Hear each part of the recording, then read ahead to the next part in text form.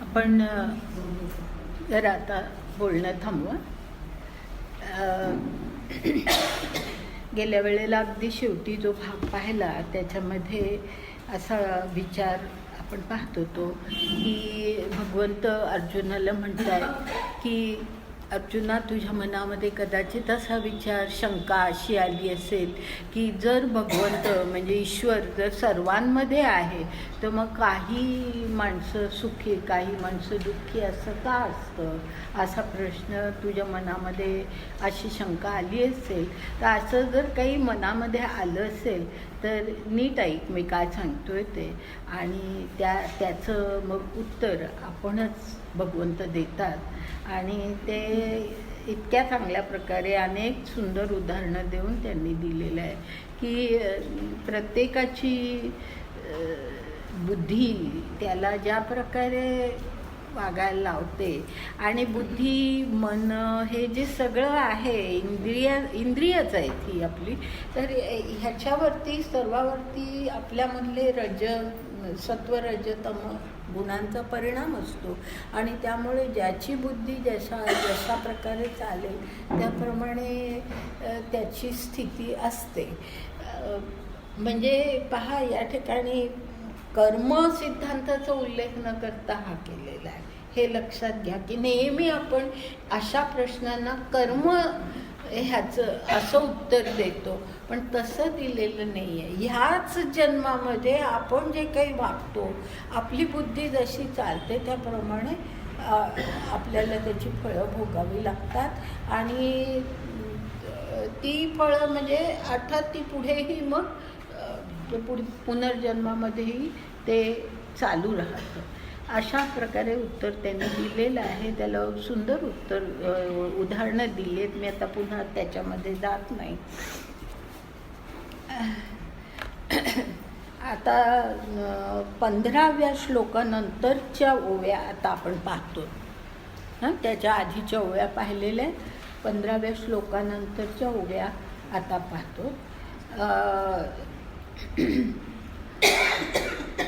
त्याच्यातली 21वी म्हणजे पहिली जी ओवी आहे ती अशी आहे: एरवी सर्वांचा हृदय देशी, मी अमुका आहे ऐसी, जे बुद्धी स्फुरे अहर्निशी, ते वस्तू गामी.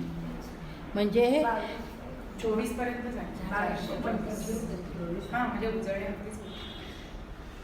24 पर्यंत झालंय का? बरं, ठीक आहे. पण म्हणजे तो प्रत्येकाच्या हृदयामध्ये आहे, तो मी आहे. म्हणजे जे काय आपल्याला वाटतं की कोणीतरी आपल्याला आतमध्ये चालना देणारा आहे, तर तो मी आहे, भगवंत आहे, ईश्वर आहे असं म्हटलेलं आहे. परिसंतास व्यवस्था, योगज्ञानी पैसता, गुरुचरण उपासिता वैराग्येसी. आता मी याचा अर्थ सांगत नाही, सांगितलेला आहेच. येण्याची सत्कर्मे नाही, त्याच्यानंतर येण्याची सत्कर्मे अशेषही अज्ञान विरमे, जयाचे अहम विश्रामे आत्मरूपी. ज्याचं अज्ञान गेलेलं आहे, ज्याच्यातला अहम जो असतो तो विश्राम त्यांनी घेतलेला आहे, आणि आत्मरूपामध्ये जो कोणी स्थित झालेला आहे तो माणूस जो असतो तो सत्कर्म त्याच्या हातून घडत असतात, आणि मग अर्थातच त्याचं फळ त्याला चांगलं मिळत असतं. आता त्याच्यानंतर असंही आहे की म्हणजे जे ज्ञानी असतात त्याच्या पुढच्या ओवी ती पण मी घेतली होती, 24वी. तई आपे आप देखी, मी या आत्मेने सदा सुखी, येथे मी वाचून अवलोकी आन हेतू असे. म्हणजे जे ज्ञानी असतात त्यांच्या जीवनाला हेतू हा फक्त ईश्वरच म्हणजे जे करायचं सगळं जीवन जे जगायचं ते ईश्वरासाठी जगायचं. त्याच्यामध्ये आपल्या इच्छा, आपल्या प्रेरणा, आपली सुखदुःख यांना महत्त्व न देता जे काय आहे ती ईश्वराची योजना आहे, ईश्वरासाठी आपल्याला कार्य करायचं आहे, हाच विचार ज्ञानी माणसाच्या विचारामध्ये असतो. परंतु ह्याच्या उलट काय परिस्थिती असते ती आता 26वी ओवी बघा, मधली एक सोडते. 26वी ओवी अशी आहे की ना, शरीर परा ते सेविता, संसार गौरवची ऐकता, देही जयाची अहंता बुडवून गेली ठेली. म्हणजे जी माणसं, म्हणजे ह्या ज्ञानी माणसापेक्षा अगदी उलट परिस्थिती आहे. ज्ञानी माणूस कसा की ईश्वरासाठी जगत असतो, आणि ही माणसं कशी असतात जी अज्ञानामध्ये जगत असतात ती कशी असतात, शरीर पराते सेविता, म्हणजे ते शरीराच्या सेवेमध्ये गुंतलेले असतात की शरीराला सुख कसं मिळेल आणि दुःख यातना कशा टाळता येतील एवढ्याच विचार फक्त ते करत असतात. तसंच संसार गौरवाची ऐकता, देही जयाची अहंता बुडवून ठेली. म्हणजे संसार गौरव म्हणजे लोकांनी आपला गौरव केला आहे, आपल्या कुठल्याही लहान सहान कर्माचा सुद्धा लोक आपली स्तुती करतायत, आपला गौरव करतायत. ह्याच्यामुळे हे त्याला मनामध्ये असतं आणि त्यामुळे त्याची अहंता देही बुडवून गेली. म्हणजे देहातच त्याची अहंता असते. मी देह आहे हाच विचार मनामध्ये पक्का असतो. मी आत्मा आहे हा विचार त्याच्या मनामध्ये नसतो. याची अहंता देही बुडवून गेली, ठेली, ठेली याचा अर्थ स्थिर झाली आहे, स्थिर झाली आहे. ठेली असं जेव्हा म्हणतात त्यावेळेला ती स्थिती दाखवली आहे. ते स्वर्ग संसारा लागी धावता, कर्ममार्गी दुःखाचा सेलबागी भागीन होईन. अशी जी माणसं असतात ती माणसं, त्यांचं सगळं जीवन कसं असतं की आपल्याला मृत्यूनंतर स्वर्गलाभ होऊ दे आणि संसारामधली सगळी ही जीवनामधली सगळी सुख मिळू दे ह्यासाठीच ते जगत असतात. आणि त्यासाठी धावता कर्मभागी, म्हणजे त्याचे संबंध जीवनभर त्यांची धावपळ जी चाललेली असते ती केवळ एवढ्यासाठी असते. आणि त्यामुळे मग काय होतं, दुःखाचा सेलभागी भागीन होईन. म्हणजे दुःखाचा वाटा हा त्यांना त्यांच्या नशिबाला येतोच. त्यानंतर पुढच्या बऱ्याचशा ओव्या मी गाळते आहे, कारण तेच बऱ्याच ठिकाणी आहे म्हणून गाळते आहे.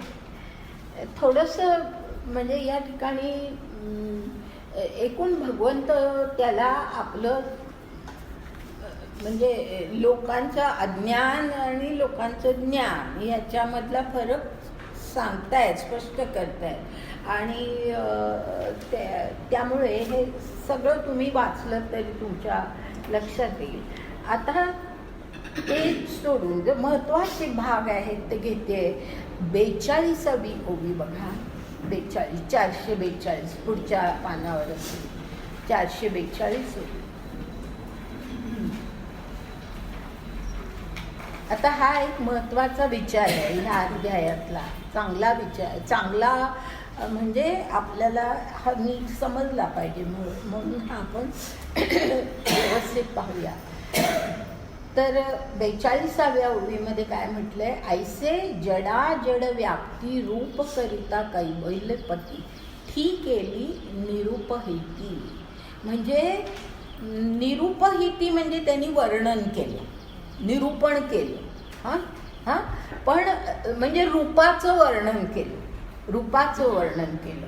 पण ते कसं, तर जड आणि म्हणजे चराचर असं जे आपण म्हणतो की जी ही सगळं सृष्टी आहे त्याच्यातलं चर आणि अचर या दोन्हीमध्ये ह्या भगवंताची व्याप्ती कशी झालेली आहे त्याचं रूप जे आहे, त्याचं या संसारामध्ये त्याचं जे रूप आहे कैवल्यपतीचं, ते त्यांनी ठीक केली. ह्याचा अर्थ की त्या व्याप्तीचं रूप, म्हणजे त्या रूपाची व्याप्ती जी आहे त्याचं वर्णन केलं. रूपाची जी व्याप्ती आहे त्याचं वर्णन त्यांनी केलं, ठीक केली. याचा अर्थ की त्या चराचरातल्या भगवंताच्या, ईश्वराच्या व्याप्तीचं त्यांनी वर्णन केलं, की हे रूप कसं चराचरामध्ये भरून राहिलेलं आहे याचं त्यांनी वर्णन केलं. म्हणजे जे आत्ता मी गाळला भाग त्याच्यामध्ये तुम्हाला ते वर्णन दिसेल. आणि ते हे एकदा समजलं की तुम्हाला ते वर्णन समजायला सोपं जाईल, की चराचरामध्ये तो कसा भरून राहिलेला आहे ह्याचं त्यांनी वर्णन केलं. आता पुढे तो आघवाची बोधू सहसा अर्जुनी उमटला कैसा, व्योमीचा चंद्रोदयो जैसा क्षीरार्णवी. म्हणजे क्षीरार्णव म्हणजे क्षीरसागर. क्षीरसागरामध्ये चंद्राचं प्रतिबिंब जसं स्पष्टपणे दिसतं. आता मला क्षीरसागरी कल्पना आपल्या डोळ्यापुढेच नाही आहे, आणि मला ही शंका आली की दुधाच्या सागरामध्ये चंद्राचं प्रतिबिंब कसं दिसेल. पण त्यांनी म्हटलेलं आहे तर त्याचा अर्थ आपण फक्त लक्षात घेऊ की क्षीरसागरामध्ये जसं चंद्राचं प्रतिबिंब, कदाचित किरण जास्ती उठून त्याच्यामध्ये दिसतात अशी काही कल्पना असेल, तर ते जसं दिसतं त्याप्रमाणे अर्जुनी उमटला, म्हणजे तो आघवाची बोधू सहसा अर्जुनी उमटला. म्हणजे जे काही भगवंतानी त्याला सांगितलं ते अर्जुनाच्या मनामध्ये कसं उमटलं, त्याला कसं कळलं, तर क्षीरसागरामध्ये चंद्राचं प्रतिबिंब जसं स्पष्ट दिसतं तसा तो बोध ह्याला अर्जुनाला झाला. आता हे म्हणजे त्याला भगवंत काय म्हणतायत हे सगळं त्याला कळलं की चराचरामध्ये तो भरून राहिलेला आहे. हे ईश्वराचे शब्द त्याला पूर्णतः समजले, हा बोध त्याला पूर्णतः झाला. आता पण पुढे पहा, आता त्याच्यामधली एक ओवी गाळायची आहे आणि 45वी ओवी घेऊ. म्हणजे मी मुद्दाम त्याप्रमाणे घेते की आपल्याला तो अर्थ व्यवस्थित लक्षात जावा. तरी बाप वस्तू स्वभाव फावे तव तव गोडिये थावो, म्हणून अनुभवीयांचा रावो अर्जुन म्हणे. म्हणजे आता इथे हा जो बाप शब्द आहे ना, तो अशा अर्थाने घातलेला आहे की ज्ञानदेव आपल्याला सांगतायत की आश्चर्य पहा कसं असतं, आश्चर्य पहा. असं बाप रे असं आपण कसं म्हणतो ना, तसं आश्चर्य कसं आहे बघा. आश्चर्य हे पहा की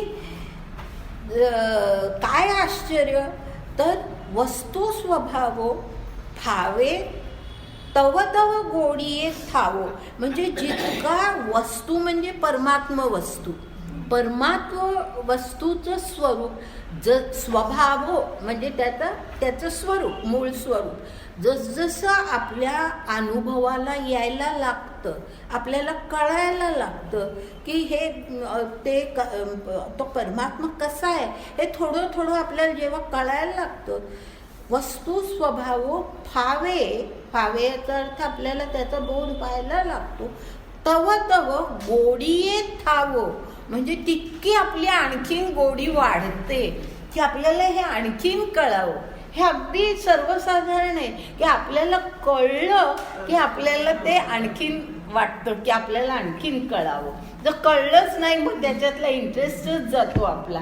तर त्यामुळे त्यांनी असं म्हटलंय की पहा कसं झालंय अर्जुनाच्या बाबतीत की आत्तापर्यंत सांगितलेला सगळा बोध त्याला झालेला आहे, पण तरी सुद्धा की आश्चर्य असं झालं की त्याला जितका काही ईश्वराच्या स्वरूपाचा बोध झाला तितकी त्याला गोडी आणखीनच वाढली की मला आणखीन कळू दे असं त्याला वाटायला लागलं. आणि म्हणून अनुभवी याचा रावो अर्जुन म्हणे, म्हणजे हे सगळे अनुभव त्याला घ्यायचे आहेत म्हणून त्याला त्या अनुभवाचा रावो म्हणजे राजा म्हटलेला आहे. तर अर्जुन म्हणे जी व्यापकपण बोलता निरुपाधिक जे आता स्वरूप प्रसंगता बोलिले देवो.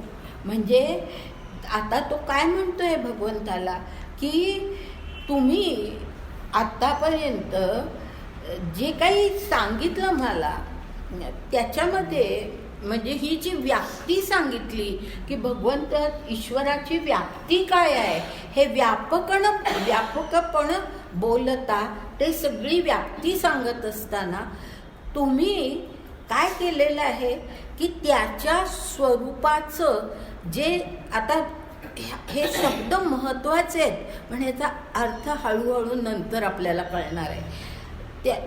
ती व्याप्ती सांगत असताना निरुपाधिक जे आता स्वरूप प्रसंगता बोलिले देवो, म्हणजे असं जाता जाता एखादी गोष्ट आपण सहज बोलून जावी ना तर फार काही त्याला महत्त्व न देता थोडंसंच काहीतरी बोलावं. तसं तुम्ही काय केलं की ईश्वराचं चराचरातली व्याप्ती कशी आहे हे तुम्ही सांगितलं पण त्याचं निरुपाधिक जे स्वरूप आहे म्हणजे निरुपाधिक ह्याचा अर्थ उपाधिरहित स्वरूप जे आहे ते मात्र तुम्ही अगदी थोडंसंच सांगितलं. असं जाता जाता त्याचा फक्त उल्लेख केलाय. तुम्ही फारसं काही त्याचं स्वरूप नीट सांगितलं नाही. असं म्हणजे आता शंका आहे पुन्हा अर्जुनाची की तुम्ही मला बाकी सगळं सांगितलं पण ह्याचं भगवंता ईश्वराचं जे उपाधिरहित स्वरूप आहे ते मात्र तुम्ही मला नीट सांगितलं नाही. असं जाता जाता थोडासा त्याचा उल्लेख केलेला आहे. आता निरुपाधिक किंवा उपाधिरहित म्हणजे काय हे मी आत्ता सांगत नाही कारण ते ह्या ओव्यांमध्ये पुढच्या ओव्यांमध्ये इतकं सुंदर सांगितलेलं आहे आणि तिथेच आपण ते समजावून घेणार आहोत. फार छान सांगितलेलं आहे. तर उपाधिरहित स्वरूप तुम्ही काही मला सांगितलं नाही. आता पुढे अर्जुन म्हणतोय ते एक वेळ अव्यंगवाणे की जो का मज सांगणे तेथ द्वारकेचा नाथू म्हणे भले केले.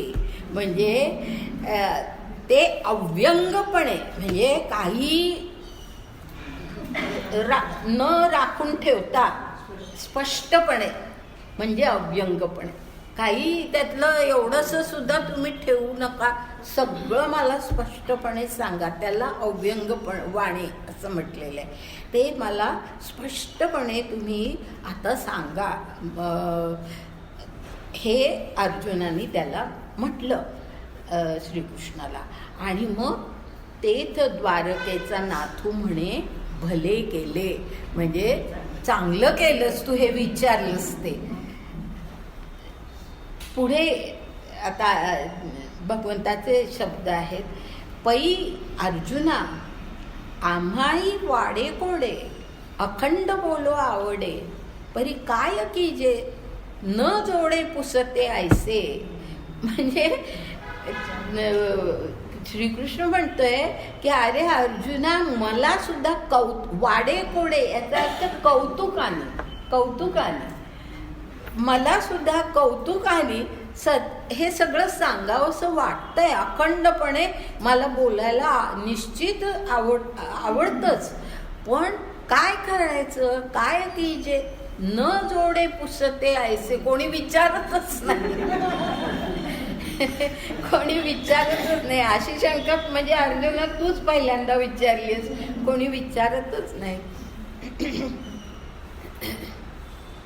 आजी मनोरथासी फळ जोडलासी तू केवळ, जे तोंड भरून निखळ आलासी पुसो. म्हणजे माझं मनोरथच होतं की हे मला सगळं तुला नीट सांगावं, हे माझं मनोरथ होतं, माझी इच्छा होती. पण ते तू विचारल्यामुळे तू आता मी तोंड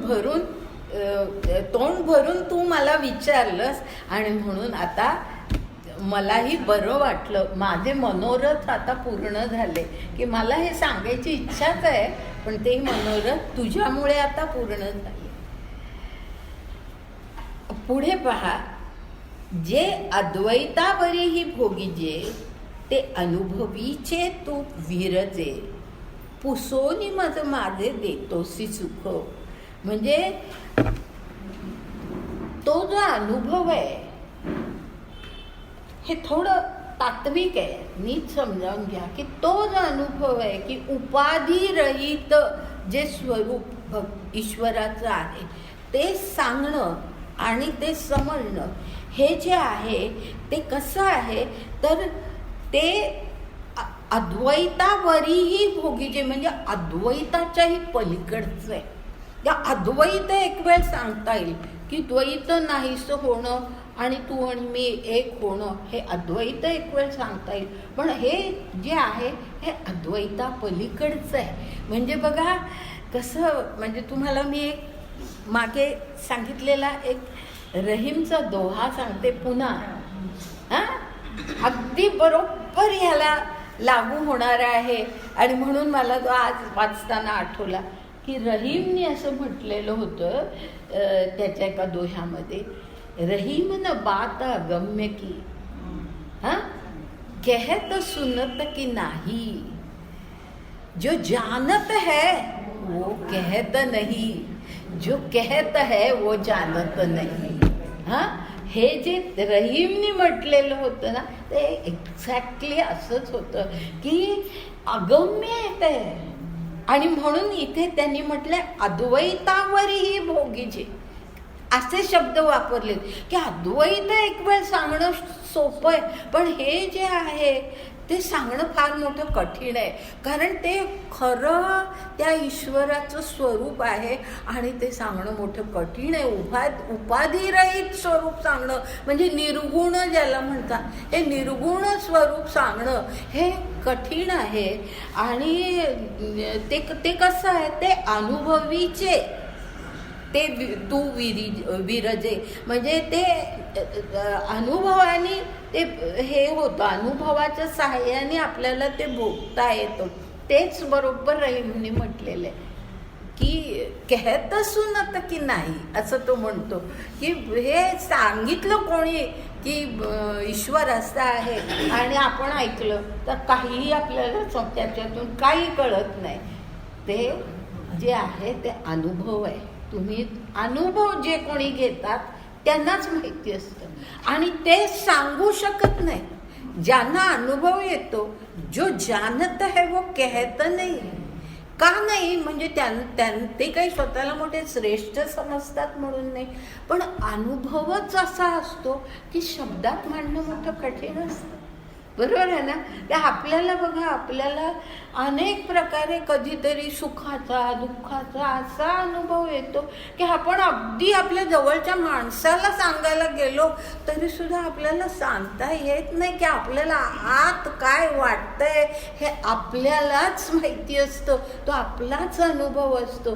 तर म्हणून तसंच आहे की हे जे आहे हा अनुभव आहे, आणि म्हणून तो कोणाला शब्दामध्ये मांडता येत नाही. म्हणून जानत है वो कहत नाही, जो कहत है वो जानत नाही. असे असतात खूप की आम्हाला असं दिसलं, मग ते तसं दिसलं वगैरे वगैरे असं सांगणारे, स्वतःची प्रशंसा करून घेणारे.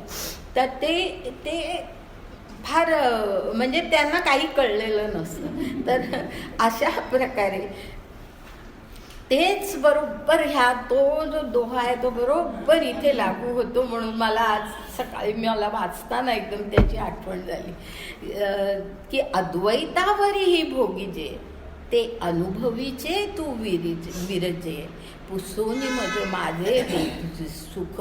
म्हणजे तू मला असं सुख देतोयस अर्जुना, की माझा अनुभव आहे आणि आता मला तू त्याच्याबद्दल तू काहीतरी प्रश्न विचारलास. म्हणजे भगवंताला सुद्धा केवळ भक्ताला अनुभव प्रिय असतो असं नाही, भगवंतालाही तो अनुभव प्रिय असतो. हे लक्षात घ्या की भगवंताला ज्या वेळेला असा भक्त मिळतो त्यावेळेला भगवंताला सुद्धा, ईश्वराला सुद्धा अत्यंत त्याच्याबद्दलचे प्रेम वाटतं. अर्जुनाबद्दलचं जे प्रेम आहे, जे आपल्याला गीतेमध्ये दिसतं, महाभारतामध्ये दिसतं, ते त्यामुळे आहे की अशा प्रकारचं सुख ईश्वराला मिळत असतं ह्याच्यातून. तर अद्वैतावरीही म्हणून मी सांगितलं की हे तसं नुसते शब्द वाचले तर आपल्याला कळणार नाही, पण हे अशा प्रकारे समजावून घ्यायचं की हा अनुभव आहे आणि तो मला तू सांगायला सांगतोयस, तर मग तू मला सुख देतोयस असं ईश्वर म्हणतोय अर्जुनाला. आता त्यानंतर एक ओवी सोडा, कारण त्याच्यामध्ये एक उदाहरण आहे, ते काही जरूर नाही घेणं. त्याच्या पुढची ओवी 52वी ओवी. तुवा नेणोनी पुसावे, मग आम्ही परिसवू बैसावे, तोगा हा पाडू नव्हे सोय रे या. म्हणजे आता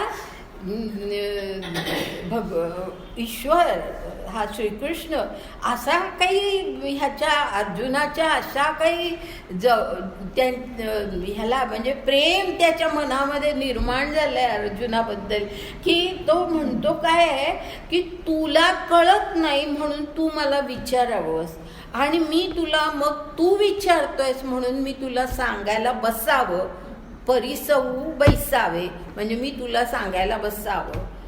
तो का हा पाडू नव्हे सोयरया, म्हणजे तुझे माझे संबंध तसे नाहीये.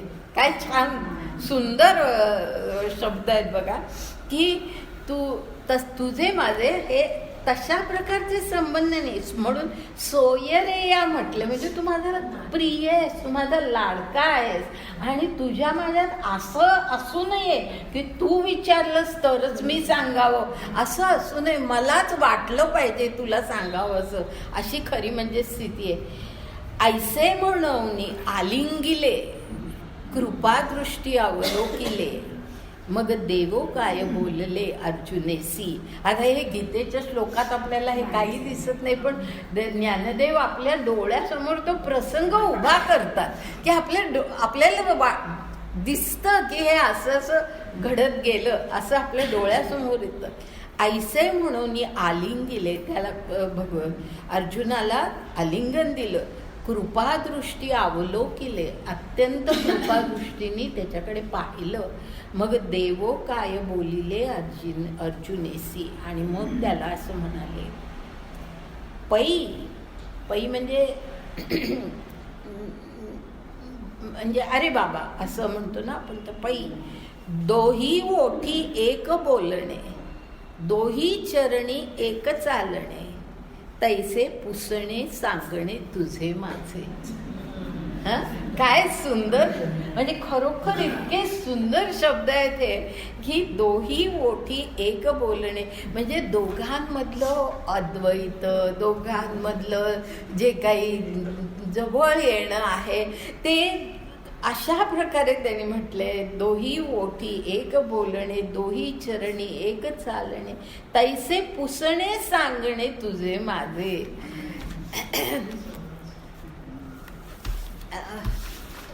पुढे एवं आम्ही तुम्ही येथे देखावे, एका अर्थाते सांगत पुसते येथे दोन्ही एक. म्हणजे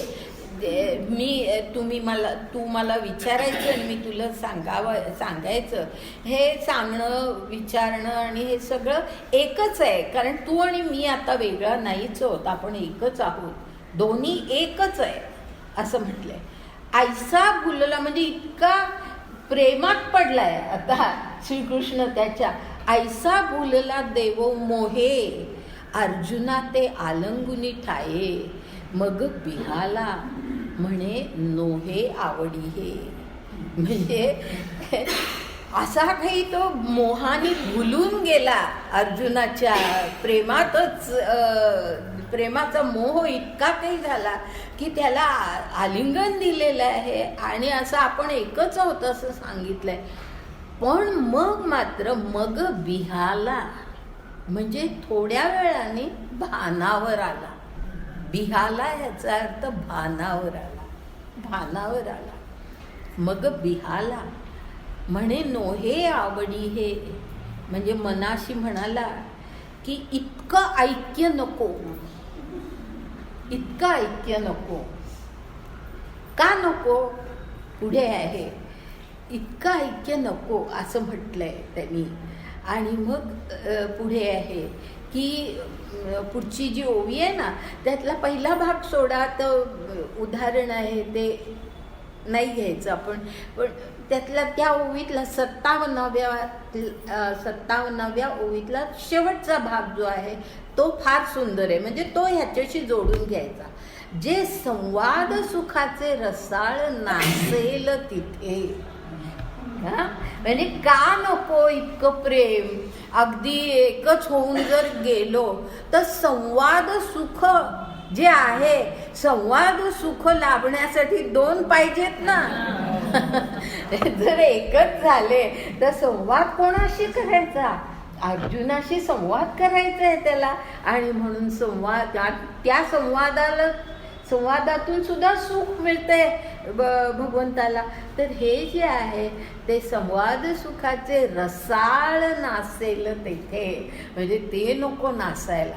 मला त्याच्याशी बोलतं काय खरोखर ज्ञानदेवाने इतकं सुंदर हे सगळं वर्णन केले. पुढे आधीचा आम्हा यया काही नरनारायणा सीने नाही, परी आता झिरो माझा ठाई वेगू हा माझा. म्हणजे आम्ही आधीच आमची दोघांची स्थिती अशी आहे की नर नारायणा सीने नाही. सीने म्हणजे दोन आम्ही वेगळे होऊ शकत नाही अशी आमची आधीच स्थिती आहे की नर आणि नारायण आम्ही एकच होऊन गेलेलो आहोत, अशीच आमची स्थिती आहे. परी आता जिरो माझा ठाई वेगू माझा. हा जो आवेग आलाय प्रेमाचा, हा प्रेमाचा आवेग, वेगू म्हणजे तो आवेग, हा प्रेमाचा जो आवेग आलेला आहे तो जरा माझ्यातच जिरून जाऊ दे, माझ्या आतल्या आत माझ्या मनातच राहू दे. इया बुद्धी पुढे घेते.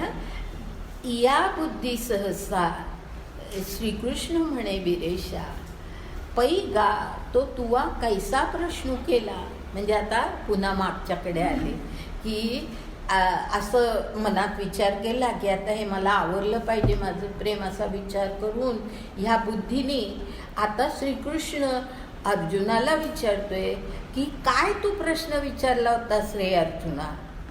पै गा तो तुवा कैसा प्रश्न केला, तू काय प्रश्न विचारला होतास. आता अर्जुनाची स्थिती काय झाली आहे? जर जो अर्जुन कृष्णी विरत होता, म्हणजे जसा कृष्ण अर्जुनामध्ये विरत होता तसं अर्जुनही कृष्णामध्ये विरतच होता. तर जो अर्जुन कृष्णी विरत होता तो परतोनिया मागुता प्रश्नावळीची कथा ऐकू आला. म्हणजे पुन्हा मागे आला की आता आपल्याला विचारतोय हा की काय प्रश्न होता ते आता तो पुन्हा मनाशी हे करतोय. पुढे येत सद्गदे बोले अर्जुने जी जी म्हणितले. आता हे जे जी जी म्हणितले आहे ना ते सुद्धा कसं आहे बघा की अगदी विरून गेलाय, त्याच भावामध्ये तो गुंतलेला आहे. आणि मग आता तो एकदम भानावर आलाय. आणि मग भानावर आल्यानंतर आपण म्हणतो ना हां हां असं आपण करतो की नाही, तसं ते जी जी आहे. जी जी की जी जी म्हणजे हां आता म्हणजे कृष्णाला तर म्हणतोय जी जी म्हणितले निरुपाधिका आपुले रूप सांगा. म्हणजे उपाधी रहित जे तुमचं ईश्वराचं रूप आहे ते मला तुम्ही सांगा. यया बोला तो शार्ंगी तेची सांगावया लागी उपाधी दोही भागी निरूपित असे. आता ते सांगण्यासाठी यया बोला म्हणजे हे निरूपारहित काय उपाधिरहित असं रूप सांगण्यासाठी ह्या शार्ंगी म्हणजे कृष्णाने काय केलं तेची सांगावया लागी. त्यांनी काय केलं उपाधी दोही भागी निरूपित असे. म्हणजे त्यांनी उपाधी कशा असतात ते दोन प्रकारे सांगायला सुरुवात केली. उपाधी कशा असतात ते सांगायला सुरुवात केली. म्हणजे ह्यांनी विचारलंय काय की उपाधी रहित तुमचं रूप सांगा. आणि हा आता त्याला उपाधी म्हणजे काय हे आता सांगायला लागलेलं आहे. आणि म्हणून पुढच्या ओळीमध्ये म्हटलंय पुसिलिया निरुपहायित उपाधी का सांगे येथ हे कोणाही प्रस्तुत गमे जरी. म्हणजे कोणाचे देव असं का करतायत भगवंत असं का करतायत की विचारलंय उपाधी रहित रूप आणि हे उपाधी का सांगतायत हे आता पुढचा जो सगळा भाग आहे प्रस्तुत आता जो पुढे जे त्याचं स्पष्टीकरण येतं ते कळलं की आपल्याला लक्षात येणार आहे की उपाधी का सांगितलंय उपाधी का सांगितलंय. आणि त्याचं ते सांगण्यासाठी आधी उदाहरण कसं सुंदर दिलंय. तरी ताकाचे अंश फेडणे याची नावं लोणी काढणे चोखाची शुद्धी तोडणे कीडची जेवी. म्हणजे ताक दुसरून त्याचं लोणी काढलं म्हणजे ताक ही उपाधी ती बाजूला करून टाकायची म्हणजे मग जे शुद्ध लोणी आहे ते आपल्या हाती लागतं. म्हणजे उपाधी का सांगायची ह्याचं स्पष्टीकरण हे आहे की उपाधी काढून टाकल्या की मग उपाधी रहित रूप काय आहे हे आपल्याला समजू शकतं. म्हणून आता ही उदाहरणं आहे की ताक बाजूला केलं की लोणी हाती लागतं. आणि तसं दुसरं उदाहरण दिलंय चोखाची ये शुद्धी तोडणे कीडची जेवी. म्हणजे चोख सोन्यामध्ये जे हीन मिसळलेलं असतं हीन कीड म्हणजे ते हीन जे काही द्रव्य आहे ते काढून टाकलं म्हणजे चोख सोनं हाती लागतं. तर ते आपल्याला काय पाहिजे तर ते उपाधी रहित काय आहे ते कळण्यासाठी आधी उपाधी म्हणजे काय ते कळलं पाहिजे. किती सुंदर हे केलंय. म्हणजे म्हणून मी म्हटलं की मी उपाधी म्हणजे काय हे सांगत नाही इथेच ते फार छान स्पष्ट होतं. आणि आता संबंध उपाधीचं फार सुंदर स्पष्टीकरण त्यांनी केलेलं आहे. पुढे मधली 1-2 ओवी गाळून 67वी ओवी. तैसा उपाधी उपहिता शेवटू जेथ विचारिता ते कोणतेही न पुसता निरुपाधिक. कळलं असेल ना की उपाधी उपहिता म्हणजे उपाधी काढून टाकल्या की शेवटी जे राहतं ते कोणालाही विचारायलाच नको ते रूप म्हणजे उपाधी रहित रूप. आता भगवंतांनी असं म्हटलंय मधली 1 ओवी गाळा आणि 69वी ओवी घ्या. 69 पै सांगणे या जोगे नव्हे तेथीची सांगणे ऐसे आहे म्हणून उपाधी लक्ष्मी नाहे बोली जे आधी. म्हणजे हे उपाधी रहित जे रूप आहे निरुपाधिक म्हणजे निर्गुण रूप जे आहे ईश्वराचं ते सांगणं हे सोपं नाही. हे सोपं नाही कारण ते निर्गुण आहे उपाधी रहित आहे तर ते सांगणं सोपं नाही आहे. म्हणून उपाधी लक्ष्मी नाहे बोलीची आधी. लक्ष्मी नाहे म्हणजे लक्ष्मीपती लक्ष्मी नाहे ह्याचा अर्थ लक्ष्मीपती म्हणजे लक्ष्मीचा वर जो श्रीकृष्ण नाथ. काही वेळेला ते नाथ बरोबर आहे शब्द सांगितलं तू. काही वेळेला आपल्याकडे उच्चार करत असताना थचा ह होणं, हचा थ होणं वगैरे होतं. तसं लक्ष्मीनाथ ते लक्ष्मी नाही. आणि त्याला म्हणजे उपाधी का सांगायच्या तर हे त्याचं एक उदाहरण छान आहे म्हणून घेते फक्त. पाडिव्याची चंद्ररेखा निरुती दावावया शाखा दाविजे तेवी औपाधिका बोली इया. म्हणजे पाडिव्याची म्हणजे प्रतिपदेची जी चंद्रकोर असते इतकी लहानशी असते आकाशामध्ये की अशी सहजपणे दिसत नाही. मग कोणाला तरी दिसली की मग कुठे आहे कुठे आहे असं म्हटलं की ज्याला दिसलेली असते तो कसं सांगतो की हां तर ते झाड आहे ना, त्या झाडाची ती फांदी आहे ना, त्या फांदीच्या त्या पानाकडे तू बघ म्हणजे त्या पानाच्या मधून तुला ती कोर दिसेल. असं असं असं जे आपण वर्णन करतो ना, म्हणजे हे सगळं वर्णन कसं त्या उपाधी आहेत, ते काही चंद्रकोर नाही. त्या उपाधी त्याला अशा त्याप्रमाणे हे असं आहे की आधी उपाधी सांगायचं म्हणून भगवंतांनी आधी उपाधी सांगितले. तर त्या उपाधी आपण काढून टाकायच्या की मग ते चंद्रकोर म्हणजे तो आपल्याला भगवंताचं निरुपाधिक रूप काय आहे ते आपल्याला कळणार आहे. आता पुढे 16व्या श्लोकाच्या नंतरची ओळी. मग तो म्हणेगा सव्यसाची पै ये संसार.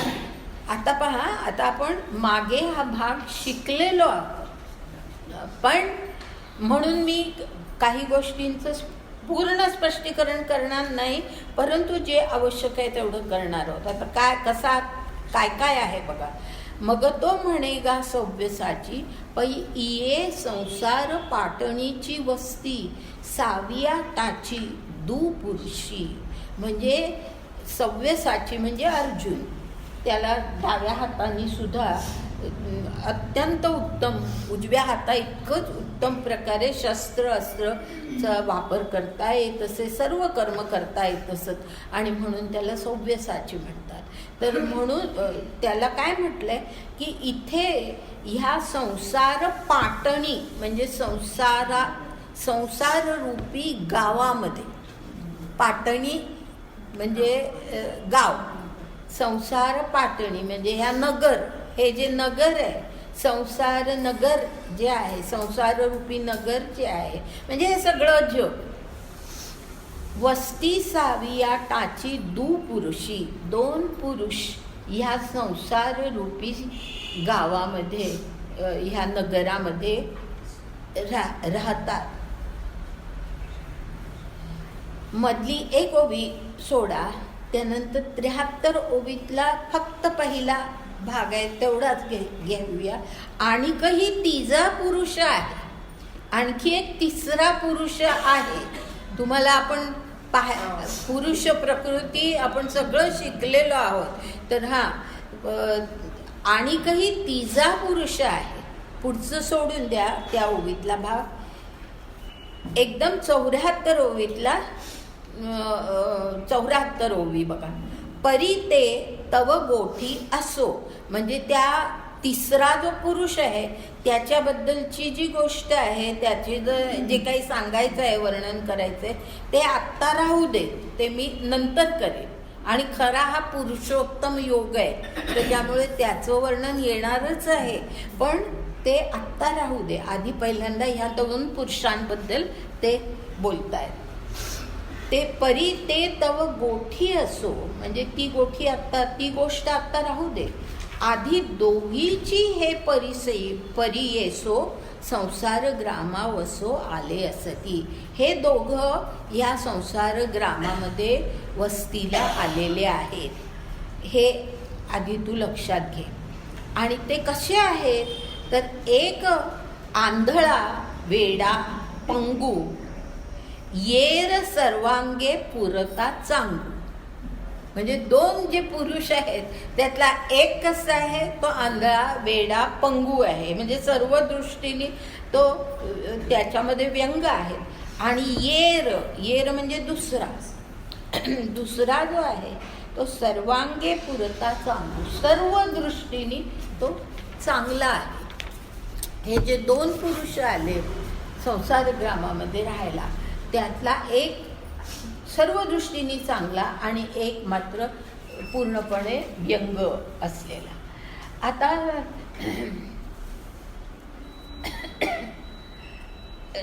एक 2-3 ओव्या गाळून 78 ओवी. आता कारण हे जे दोन पुरुष आहेत ते कोण, ते आपल्याला समजावून घ्यायचं आहे. आणि ते त्यांनी ह्या ठिकाणी कसं सांगितलं ते आता आपण पाहूया. तर दुसरा जे आहे म्हणजे 78वी ओवी, त्याच्यामध्ये काय म्हटलंय, पहिल्यांदा क्षरपुरुष कसा आहे ते सांगितलंय. आता हा जो ही ओवी जी आहे ती अशी आहे, तरी महदहंकारा लागून या धनुर्धरा तृणांतीचा पांगोरा वरी पैगा. म्हणजे अगदी महद अहंकार म्हणजे बुद्धी, तत्व, अहंकार इथपासून ते तृणांतीचा पांगोरा म्हणजे गवताचा पाचोळा इथपर्यंत जे काही सगळं जे असतं, म्हणजे गवताची पानं, पाचोळा म्हणण्यापेक्षा पाचोळा कधी म्हणतो आपण की जेव्हा सुकतो वगैरे तेव्हा म्हणतो, तर तसं नाही. तर गवताची जी पानं असतात त्या पानांपर्यंत जे काही आहे ते सगळं त्या. आता हे क्षरपुरुषाचं वर्णन करतायत की ह्या आपल्यामध्ये असलेलं बुद्धी, तत्व, अहंकार इथपासून ते ह्या जगातलं गवताचं पान इथपर्यंत सगळ्या गोष्टी, जे काही पुढची ओवी, जे काही साने थोर चालते अथवा स्थिर किंबहुना गोचर मनबुद्धी, जे म्हणजे जे जगामध्ये या विश्वामध्ये जे काही लहान मोठं चालतं किंवा स्थिर म्हणून चराचर असं आपण म्हणतो, चालतं किंवा स्थिर, किंबहुना गोचर म्हणजे आपल्या इंद्रियांना जे सर्व गोचर होतं. गो ह्याचा अर्थच मुळी इंद्रिय. तर इंद्रियांना जे समजू शकतं अशा ज्या सगळ्या गोष्टी आहेत त्या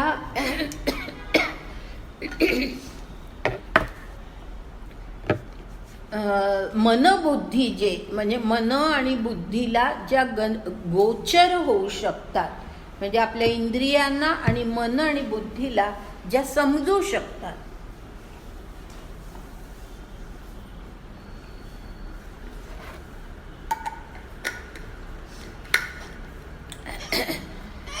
जे तुले 5 भौतिक घडते ते नामरूपा सापडते, गुणत्रयांचा पडते कामठा. जे म्हणजे असं जे जे काही या जगामध्ये आहे की ज्याच्यामध्ये 5 भौतिक म्हणजे पंचमहाभूत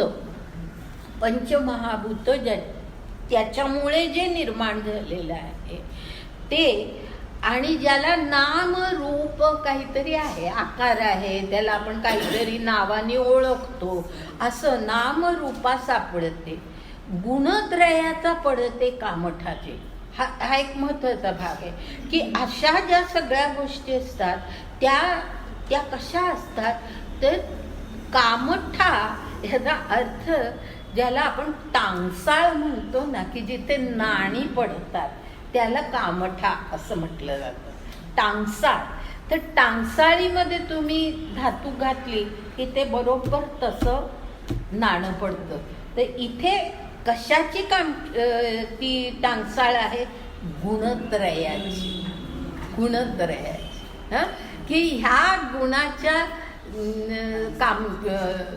टांगसाळीमध्ये एकदा तुम्ही पडलात की तुम्ही तसे होता. तर असं म्हणजे छान कल्पना आहे की आपण तसेच्या तसे साचा असतो. म्हणजे आता हा शब्द न वापरता आपण साचा म्हटलं तरी चालेल की साच्यामध्ये एखादी माती घातली तुम्ही की बरोबर तशीच्या तशीच मूर्ती बाहेर पडणार आहे. तुम्ही मूर्तीचा आकार वेगळा तुम्हाला पाहिजे असेल तर तुम्हाला साचा बदलला पाहिजे. तर तसं इथे हा जो कामठा आहे म्हणजे ती जी टांगसाळ आहे ती कशाची आहे? गुणत्रयाची आहे. आणि तिथे ते हे सगळं पडतं आणि त्याला मग तो तसा आकार येतो. आता त्यानंतर मधल्या एखादी ओवी गाळून 1-2 ओव्या गाळून 83 ओळी. अगा काढूनी भ्रांतीचे दांग उभवी सृष्टीचे अंग हे असो बहुजग जया नाम.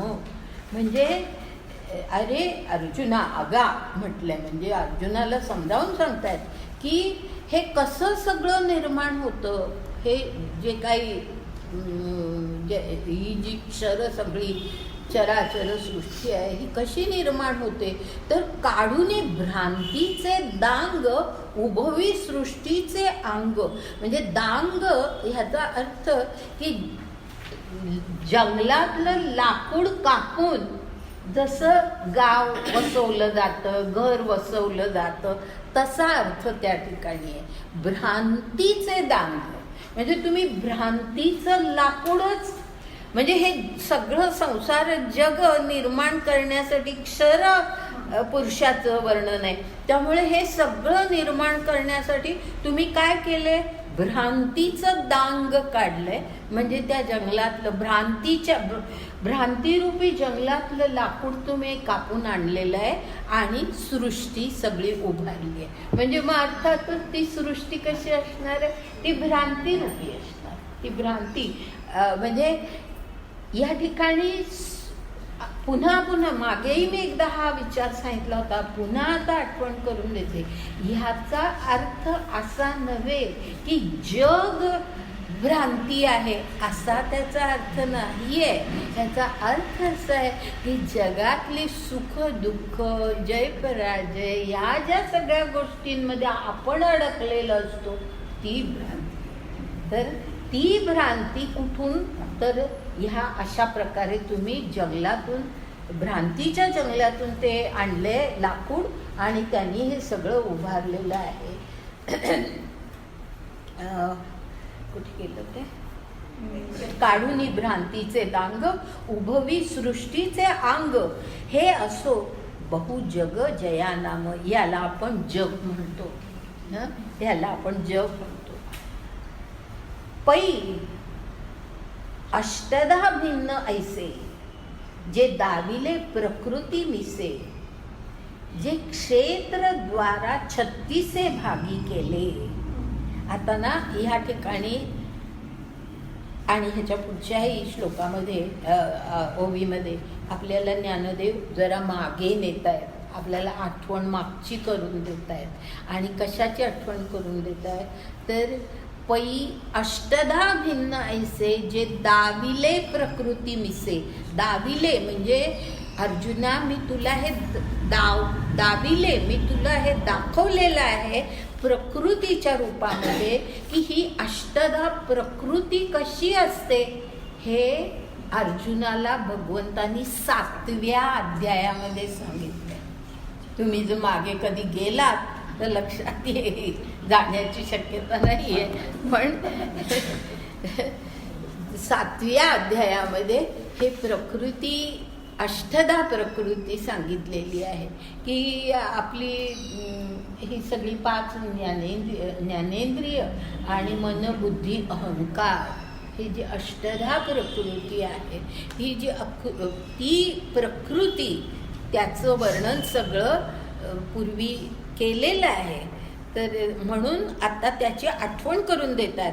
पै अष्टधा भिन्न ऐसे म्हणजे ही 8 प्रकारची वेगळी प्रकृती ही कशी असते. प्रकृती मिसे म्हणजे मी तुला प्रकृती ह्या अर्थाने मी तुला जे काही सांगितलं होतं जे क्षेत्रद्वारा 36 भागी केले.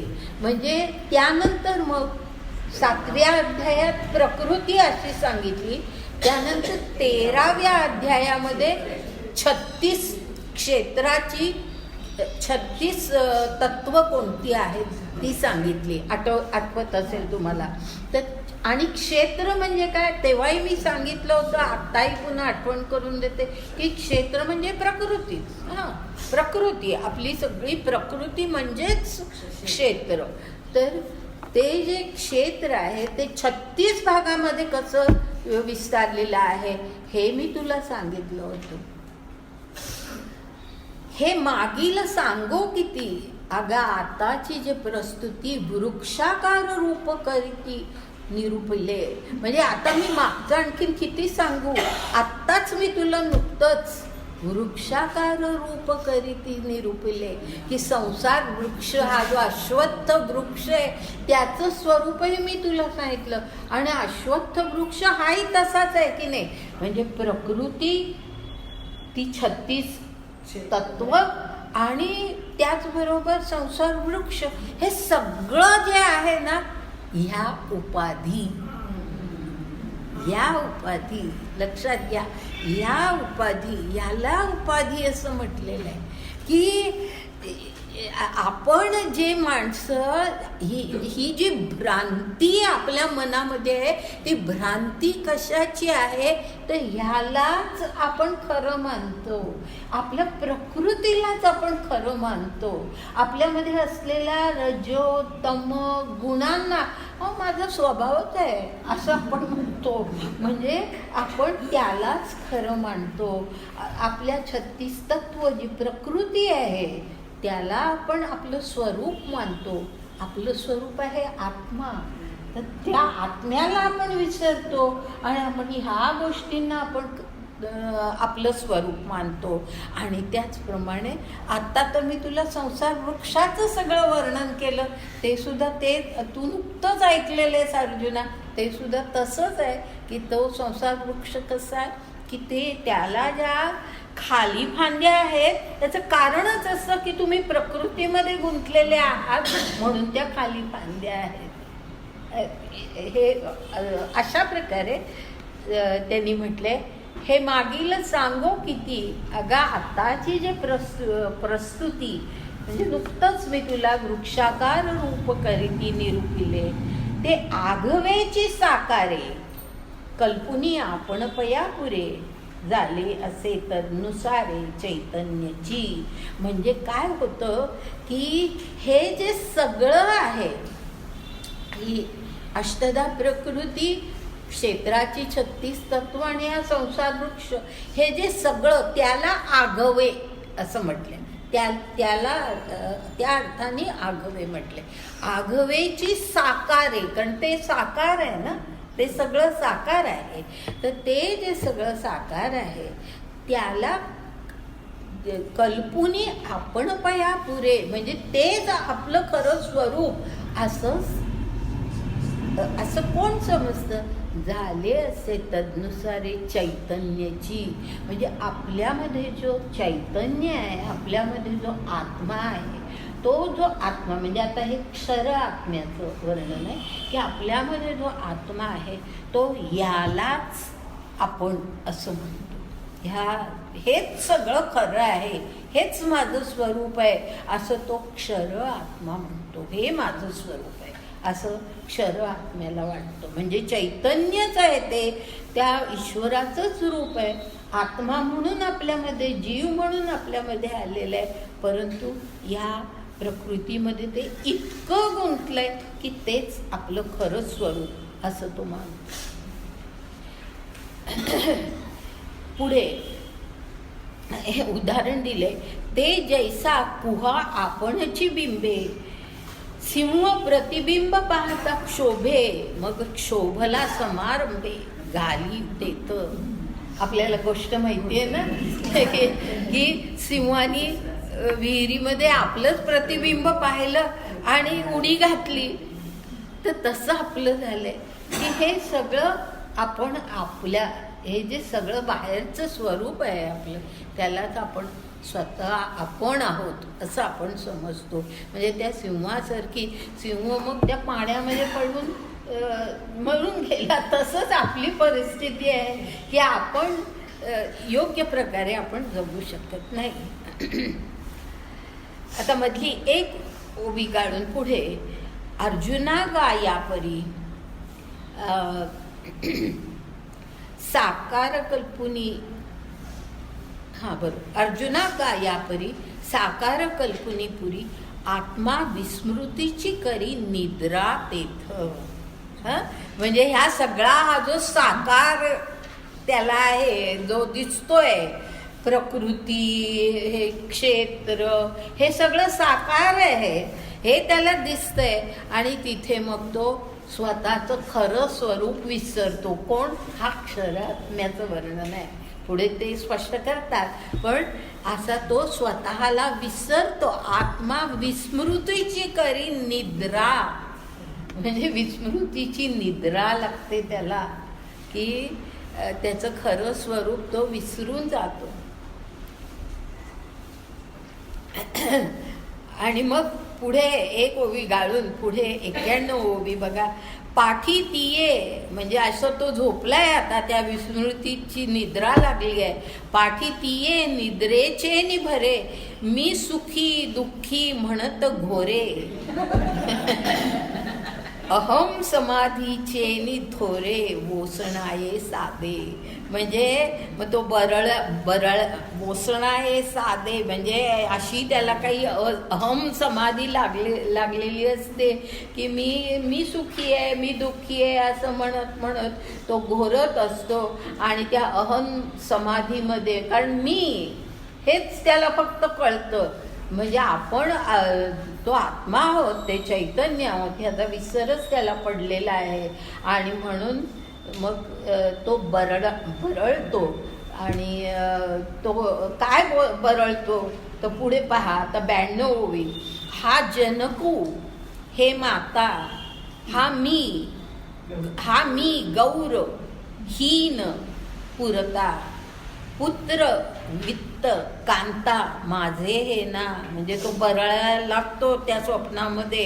सगळं तेच त्याला खरं वाटतं. काय बरळतो तर हा पिता, हा माझा पिता, ही माझी माता, मी गोरा आहे, मी गौर, किंवा हा मी हीन आहे. म्हणजे कधी सुखी कधी दुःखी असं आहे ना. तर मी हीन आहे असंही त्याला वाटतं. हा माझा पुत्र, हे माझं वित्त म्हणजे संपत्ती, ही माझी कांता, माझे हे ना. म्हणजे सगळं माझं आहे. हे सगळं अहम त्याचा असा फुलत असतो त्या स्वप्नामध्ये. आणि मग आयसिया वेंधोनी स्वप्नात हे जे आहे ना, आता हे जनकू, माता, पुत्र वगैरे, तुम्हाला शंकराचार्यांचं निर्वाण षटक माहिती असेल तर त्याच्यामध्ये बरोबर हे या प्रकारे त्यांनी की शंकराचार्यांना विचारलंय, जिथे त्यांच्या गुरूंकडे जातात, कोण आहे हे असं त्यांनी प्रश्न विचारलाय गुरूंनी. तर त्याला उत्तर जे त्यांनी दिलं ते निर्वाण षटक आहे. आणि त्या निर्वाण षटकामध्ये जे काही त्यांनी सांगितलेलं आहे की मी कोणी नाही, म्हणजे मी कोणाचा पुत्र नाही, मी कोणाची हे नाही, म्हणजे आपण कोणी नाही. ह्या सर्व ह्याच्यामध्ये काहीही आपलं हे नाही. तर मी कोण आहे तर मी तो चिदंबरम रूपम शिवोहम असं म्हटलेलं आहे की मी ते मूळ तत्वाचं मी रूप आहे. हा जो क्षर आत्मा आहे तो पूर्णपणे विसरलेला आहे. ते आपलं खरं रूप काय आहे हे तो विसरलेला आहे.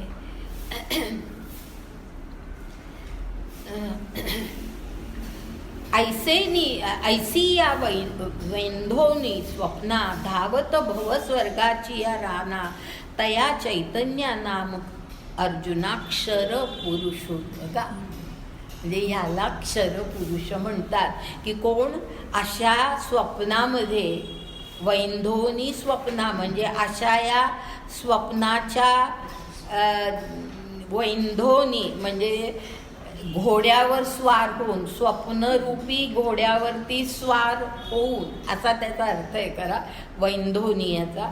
तर स्वप्नरूपी घोड्यावरती स्वार होऊन तो मग भव स्वर्गाची या राना म्हणजे ह्या जगातली सुख, स्वर्गातली सुख ह्याच्या मागे मग तो धावत असतो. तया चैतन्या म्हणजे ते खरं चैतन्य आहे, तो आत्मा आहे. त्या चैतन्या नाम अर्जुना क्षरपुरुषुगा. आज त्याचं क्षरपुरुष म्हणजे कोण हे अशा प्रकारे सांगितले. आता ऐक, क्षेत्रज्ञ येणे नामे जया ते बोलणे, जग जीवू का म्हणे जिये तसे ते. म्हणजे ह्याला क्षेत्रज्ञ असंही म्हणतात, कारण आपल्या क्षेत्रामध्ये आलेला तो आत्मा आहे आणि त्यामुळे त्याला क्षेत्रज्ञ असंही म्हणतात.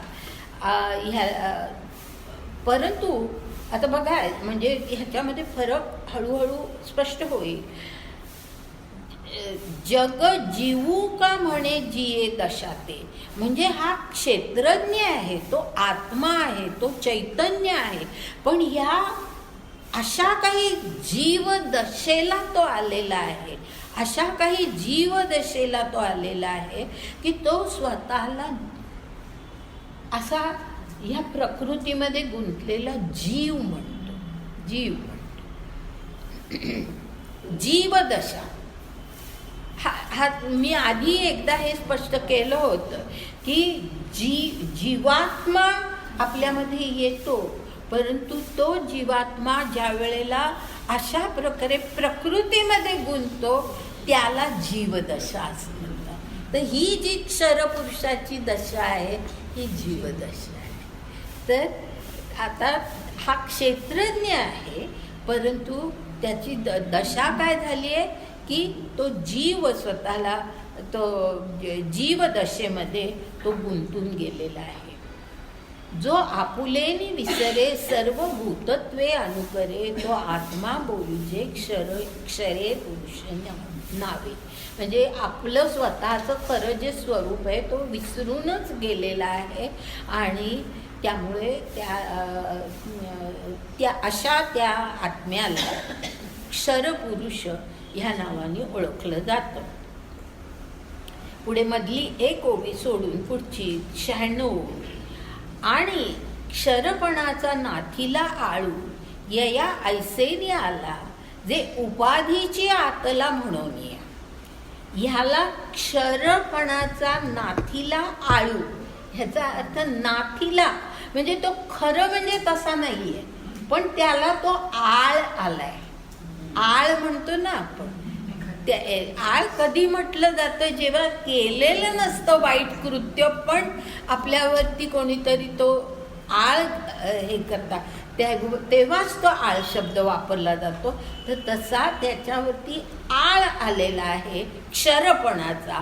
आणि का आलेला आहे तर यया ऐसेनी आला, जे उपाधीची आतला म्हणून या.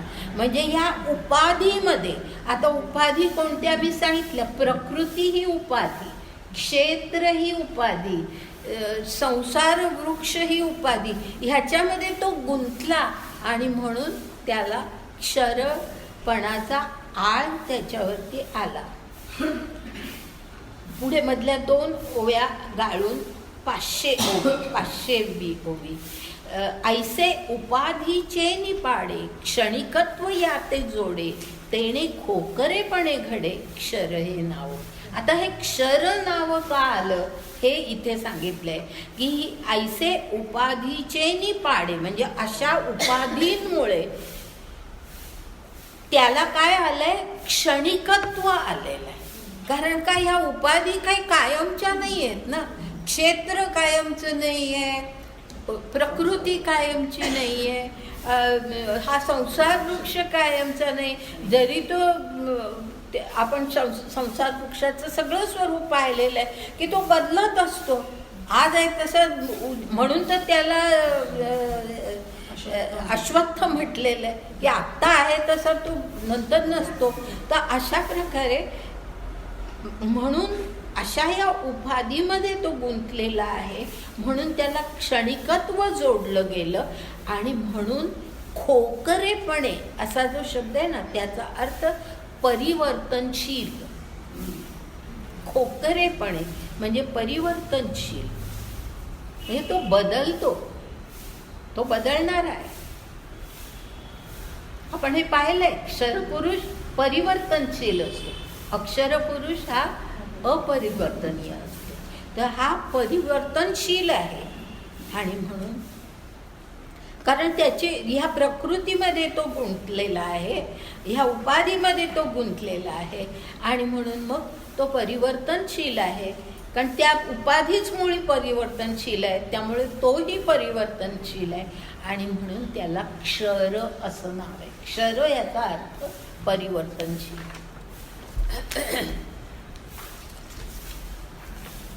अजून थोडं घेते. आता रूपक पुढची ओवी जी आहे ना, त्यातला शेवटचा भाग फक्त घेते मी. 501वी ओवी, 501वी ओवी, त्यातला शेवटचा जो भाग आहे तेवढाच घेते. आता रूप करू बरवे अक्षरासी. अक्षर पुरुष.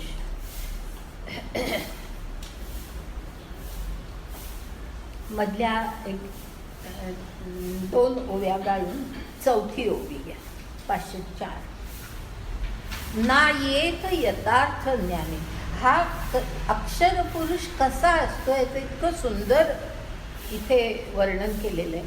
ना येथ यथार्थ ज्ञाने एक होणे, ना अन्यत्वे दुजे घेणे, ऐसे निखळ जे नेणणे तेची ते रूप. हे सहज वाचलं तर कळणार नाही, म्हणून ते मी नीट समजावून सांगते. ते समजावून घ्या की ना येथ यथार्थ ज्ञाने एक होणे, म्हणजे जे यथार्थ ज्ञान आहे त्याच्याशी पण तो एकात्म होत नाही. हा अक्षर पुरुष त्याच्याशी पण एकात्म होत नाही. आता यथार्थ ज्ञान म्हणजे काय? तर यथार्थ ज्ञान ह्याचा अर्थ हा आत्मा जो आहे, हे चैतन्य जे आहे ते त्या ईश्वराचा अंश आहे. बरोबर आहे? म्हणजे तो कोण आहे तर अहम ब्रह्मास्मी हे त्याचं खरं म्हणजे त्याचं स्वरूप आहे. अहम ब्रह्मास्मी हे त्याचं स्वरूप आहे. पण ते त्या यथार्थ ज्ञान आलं लक्षात. अहम ब्रह्मास्मी हे जर त्याला कळलं तर ते यथार्थ ज्ञान झालं. पण तेही त्याला नसतं. अक्षर पुरुषाला हे माहिती नसतं की तो त्या चैतन्याचा एक अंश आहे. हे आपल्यामधल्या आत्म्याला माहिती नसतं. ह्या अक्षर पुरुषाला माहिती नसतं. म्हणजे त्या यथार्थ ज्ञानही नाही. आणि तो पुढे काय म्हटलंय की ना अन्यत्वे दुजे घेणे, म्हणजे जे दुजे ह्याचा अर्थ विपरीत ज्ञान. विपरीत ज्ञान म्हणजे आता जे विपरीत ज्ञान क्षरपुरुषाचं आहे की मी म्हणजे प्रकृती, मी म्हणजे क्षेत्र, मी म्हणजे संसार वृक्ष, हे जे त्याचं विपरीत ज्ञान आहे तेही अक्षर पुरुषामध्ये नसतं.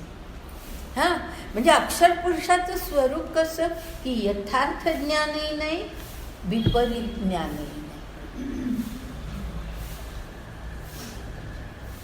आणि म्हणून लक्षात घ्या, म्हणजे ह्या ठिकाणी सांगण्याची जरूर नाही आहे, पण मी तुम्हाला समजावं म्हणून मी हे जास्त त्यांनी सांगते की आपल्यामधला आत्मा आणि अवतारी कल्पना माहिती आहे. ह्या अवतार आणि आपल्यामधला आत्मा ह्यामधला सर्वात महत्त्वाचा फरक हाच आहे की अवताराला पूर्ण ज्ञान आहे की तो कोण आहे. तो ईश्वर आहे, हे त्याला पूर्ण ज्ञान असतं. आपल्यामधल्या आत्म्याला हे ज्ञान नसतं. अक्षर आत्म्याला सुद्धा ते, क्षर आत्म्याला तर नाही, त्याला विपरीत ज्ञान आहे. पण ह्याला सुद्धा यथार्थ ज्ञान नाही. म्हणजे मी अहम ब्रह्मास्मी हे त्याला पूर्णपणे कळलेलं नाही. आणि म्हणून आपल्याला जे प्रयत्न करावे लागतात की नाहीतर मग साधना कशाला करायची. जर आपल्या आत्म्याला जर ते माहिती आहे तर आपण फार चटकन फार उच्च अवस्थेला पोचलो असतो. आपल्याला जी साधना करावी लागते ती त्यासाठी करावी लागते की आपल्यामध्ये हे यथार्थ ज्ञान निर्माण व्हावं, म्हणून साधना असते. कुठल्याही योगाची साधना जी असते ती त्याच्यासाठी असते की यथार्थ ज्ञान निर्माण व्हावं, ह्यासाठी ती असते. तर ह्या अक्षर पुरुषाची स्थिती अशी की धड हेही ज्ञान नाही आणि विपरीत ज्ञानही नाही, यथार्थ ज्ञानही नाही आणि विपरीत ज्ञानही नाही. म्हणजे तो आहे, त्या चैतन्याचा अंश आहे, परंतु त्याला नीटपणे माहिती नाही. आणि म्हणूनच तो प्रकृतीपासूनही अलिप्त राहतो. सर्वापासून तो अलिप्त राहतो. प्रकृतीने कसंही कार्य केलं तरी सुद्धा तो फार अनुमोदन देतो. म्हणजे त्याला पूर्णपणे कळलेलं नसतं की आपण कोण आहे. क्वचित तो कधीतरी आतून काहीतरी सूचना देतो, पण त्या अशा ज्ञानामुळे नव्हे की अहम ब्रह्मास्मी हे त्याला कळलेलं आहे म्हणून तो देतो असं नाही. तर तो एक शुद्ध स्वरूप आहे आत्म्याचं, म्हणून तो आतून काही आपल्याला आदेश देत असतो. हा फरक जो आहे हा नीट लक्षात आपल्या आला पाहिजे की अवतार आणि हा अक्षरात्मा ह्याच्यामधला हा फार महत्त्वाचा फरक आहे. तर म्हणून इथे म्हटले ना एक यथार्थ ज्ञाने एक होणे. म्हणजे तो यथार्थ ज्ञान आहे म्हणून तो ईश्वराशी एक होऊ शकतो. त्या यथार्थ ज्ञानामुळे असतं तर तो एक झाला असता, पण तसंही झालेलं नाही आहे. ना अन्यत्वे दुजे घेणे, म्हणजे तो विपरीत ज्ञानही त्याला धड नाही, कारण तो प्रकृतीपासून अलिप्त आहे आणि त्यामुळे हे विपरीत ज्ञानही त्याला नाही. ऐसे निखळ जे नेणणे तेची ते रूप. निखळ नेणणे, पहा किती शब्द बरोबर वापरलाय की निखळ जाणणे नाही, निखळ नेणणे. त्याला काहीच धड माहिती नाही आहे की आपण कोण आहोत. ते निखळ नेणणे. आणि म्हणून तो क्रियाशील पण नसतो. आपण अक्षर पुरुषाचं जे स्वरूप पाहिलंय ते हे सगळं पुढे जोडून घ्या तुम्ही. आता जे काही आपण आत्तापर्यंत शिकलो ते सगळं विचारात आणा, म्हणजे ह्याच्याशी ते जोडलं जाईल. तर अशा प्रकारे ना एक यथार्थ ज्ञाने एक होणे, ना अन्यत्वे दुजे घेणे, ऐसे निखळ जे नेणणे तेची ते रूप. आता त्यानंतर एक 2-3 ओव्या गाळून पुढची 8वी ओवी 508. विश्व आघवेची मावळे आणि आत्मबोधू तरी नुझळे, तिये अज्ञान दशे केवळे अक्षरू नाव. म्हणजे विश्व आघवेची मावळे, म्हणजे विश्वापासून तो इतका अलिप्त आहे, प्रकृतीपासून तो पूर्णपणे अलिप्त आहे. म्हणजे त्याच्या दृष्टीने विश्व मावळून गेलेलं आहे, त्याच्या दृष्टीने विश्व मावळून गेलेलं आहे, पण आत्मबोध तर झालेला नाही. किती कशी विशिष्ट अवस्था आहे बघा. म्हणून साधना असते की आपण जे आध्यात्मिक प्रयत्न करायचे असतात ते यासाठी असतात की आपल्याला आतून ही जाणीव, हे नेणणे जाऊन जाणणे आपल्यामध्ये निर्माण व्हावं, ही त्याच्या मागे कल्पना असते. तर विश्व आघवेची मावळे आणि आत्मबोधू तरी नुजळे, म्हणजे नाहीच आहे, आत्मबोध काही झालेला नाही.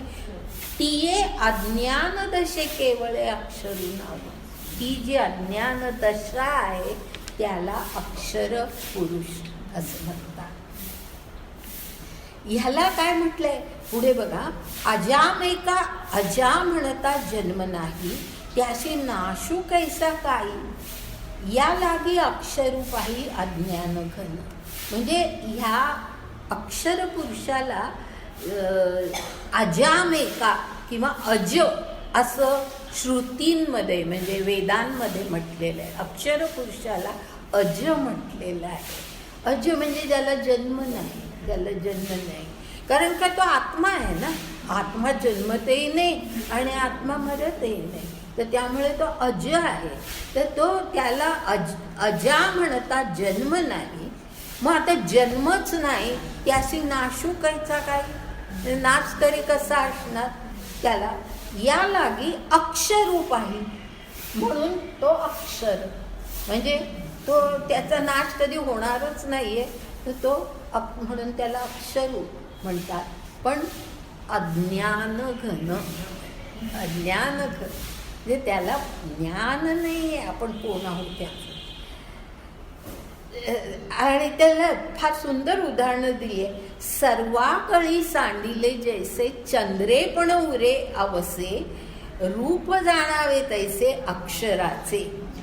काय सुंदर उदाहरण आहे पहा की अमावस्या जी असते त्या अमावस्येला सर्वाकळी सांडिले म्हणजे चंद्राची कला कुठली नाही, शिल्लकच राहत नाही. अवसेला चंद्र आपल्याला एका कलेमध्ये सुद्धा दिसत नाही, प्रतिपदेला मग तो थोडासा आपल्याला दिसायला लागतो.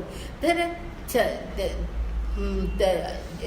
अवसेला काय होतं, चंद्राची एकही कळा पण आपल्याला दिसत नाही, पण चंद्र पण उरे. चंद्र नाहीसा झालेला नसतो, चंद्र पण उरे. रूप जाणावे तैसे अक्षराचे म्हणजे अक्षर पुरुषा असा आहे की त्याला तो चैतन्य आहे, ते चैतन्याचं शुद्ध रूप आहे. ते अवसेसारखी परिस्थिती झालेली आहे की त्याचं ते शुद्ध रूप त्यालाही दिसत नाहीये, इतरांनाही दिसत नाहीये, परंतु त्याचं शुद्ध रूप अस्तित्वामध्ये आहे.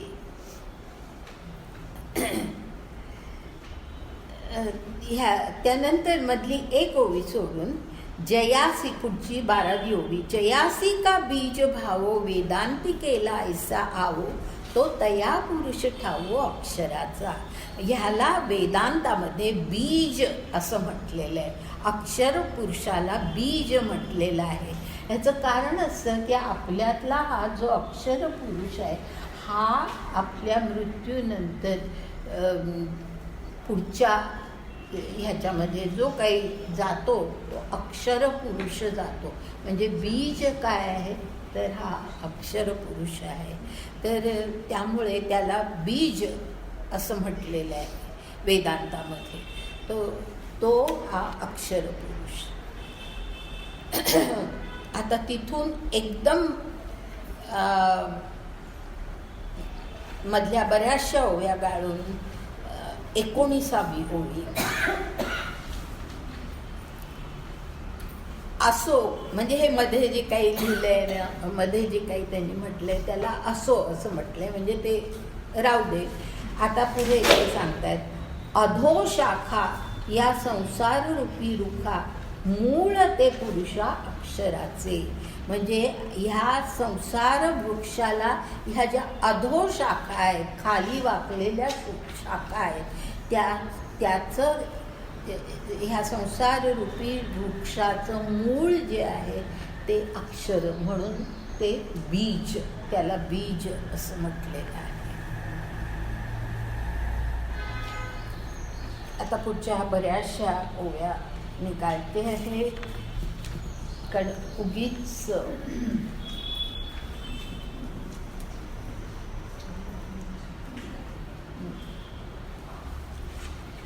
थोडंसं घेते एवढी आणि मग का चालेल ना.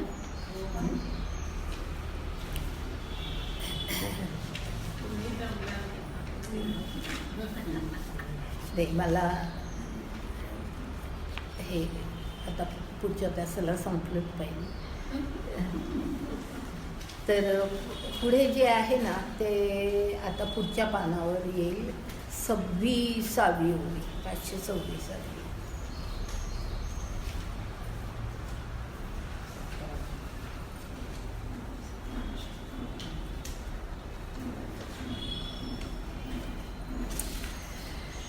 ती ओवी मुद्दाम घेते की त्याच्यात एक शब्द आहे तो कळला पाहिजे म्हणून घेते आहे की जर त्याचं स्पष्टीकरण नाही झालं तर नुसतं वाचून कळणार नाही.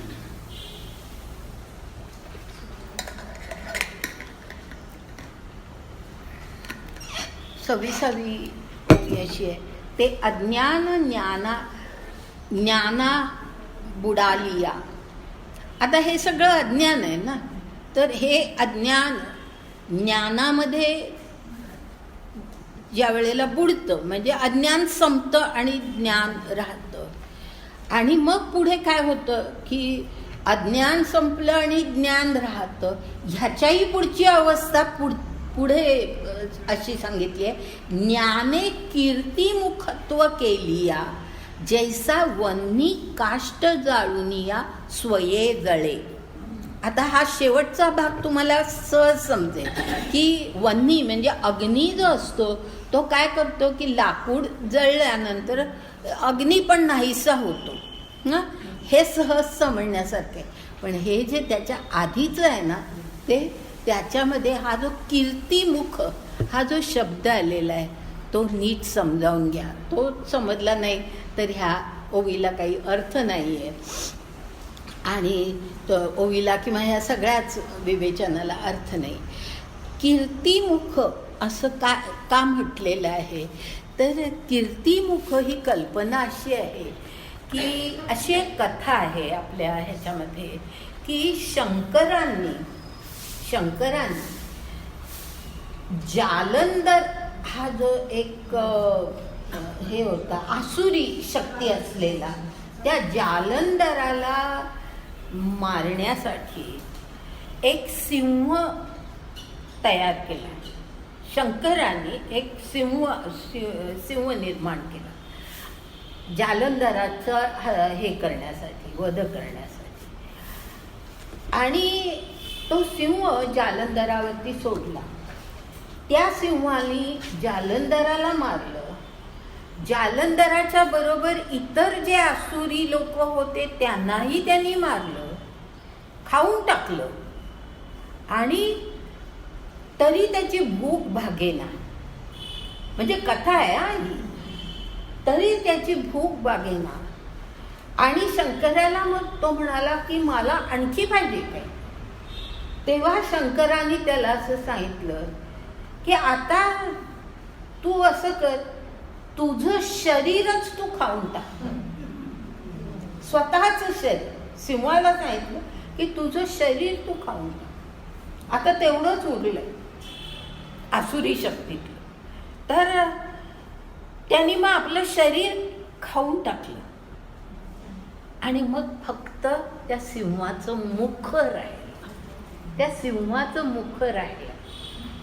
ते जे सिंहाचं मुख आहे त्याला कीर्तिमुख असं म्हणतात. आणि शंकरांनी असं हे केलं की शंकराच्या प्रत्येक देवालयामध्ये ते सिंहाचं मुख, कीर्तिमुख असावं. दर्शनी ह्याच्यावर तुम्ही मुद्दाम शंकराच्या देवळामध्ये आता गेलात की बघा, सर्वसाधारणपणे सगळ्या शंकराच्या देवळांमध्ये बाहेर दर्शनी भागामध्ये आधी कीर्तिमुख असतं, त्याला आधी नमस्कार करायचा असतो आणि मग शंकराकडे जायचं असतं. ही प्रथा असते. तर आसुरी शक्ती सगळ्या त्यांनी नष्ट केल्या आणि म्हणून ते कीर्तिमुख. तर ते म्हणजे स्वतःचंही शरीर त्यांनी संपवून टाकलं. कारण तोही आसुरीच ना, सिंह सुद्धा आसुरीच. तर त्यामुळे स्वतःचंही शरीर त्याने संपवलं आणि मग जे राहिलं ते कीर्तिमुख, त्याला नमस्कार करून मग शंकराला नमस्कार करायचा, अशी प्रथा आपल्यामध्ये निर्माण झाली. आता या बारीक सारीक गोष्टी आपल्याला माहिती नसतात म्हणून मी मुद्दाम हे सांगितलं. आता इथे त्याचा जो उल्लेख केलेला आहे तो अशा प्रकारे केलेला आहे की किंवा का केला आहे तर अज्ञान ज्ञानी बुडालिया, ज्ञाने कीर्तिमुखत्व केलिया असं म्हटलंय. म्हणजे ज्ञान निर्माण झालं की अज्ञान संपतं.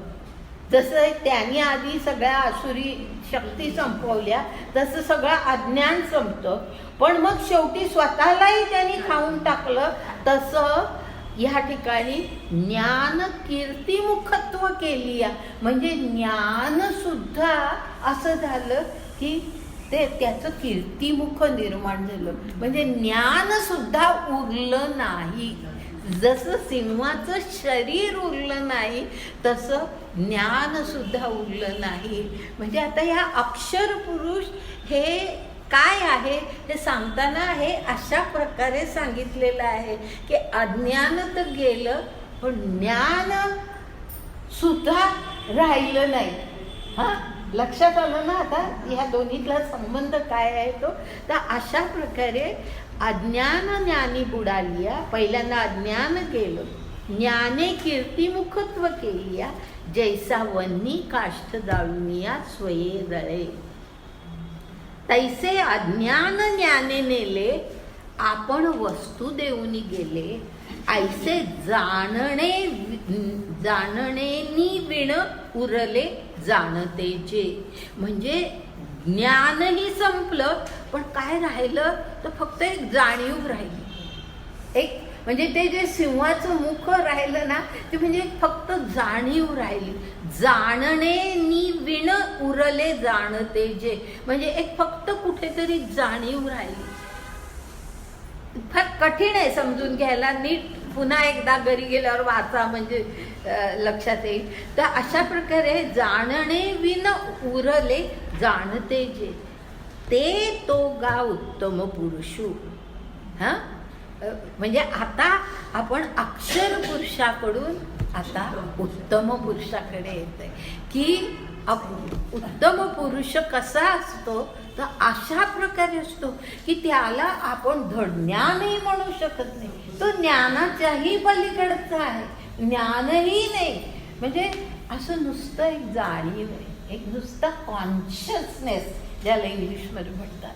कॉन्शियसनेस इट्स अ म्हणून या सगळ्या इंग्लिशसुद्धा पुस्तकं जर तुम्ही वाचली तर त्याच्यामध्ये हा कॉन्शियसनेस, अरविंदसुद्धा जर वाचले ना तर प्रत्येक ठिकाणी हा शब्द येतो.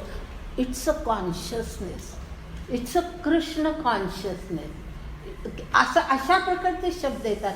म्हणजे ते सगळं संपतं, फक्त एक अशी नुसती आतमध्ये जाणीव. जसं आपल्याला होतं की ते सुखाचा प्रसंग संपतो, दुःखाचा प्रसंग संपतो, आतमध्ये कुठेतरी एक फक्त जाणीव उरते. बरोबर आहे ना. तशी ती एक जाणीव उरलेली असते की ज्ञानही नाही, अज्ञान तर संपलेलंच आहे, पण ती एक अशी जाणीव जी उरलेली असते, तो उत्तम पुरुष. आता उत्तम पुरुषाबद्दल पुढच्या वेळेला आपण पाहू की 5वा अध्याय 15वा अध्याय संपला.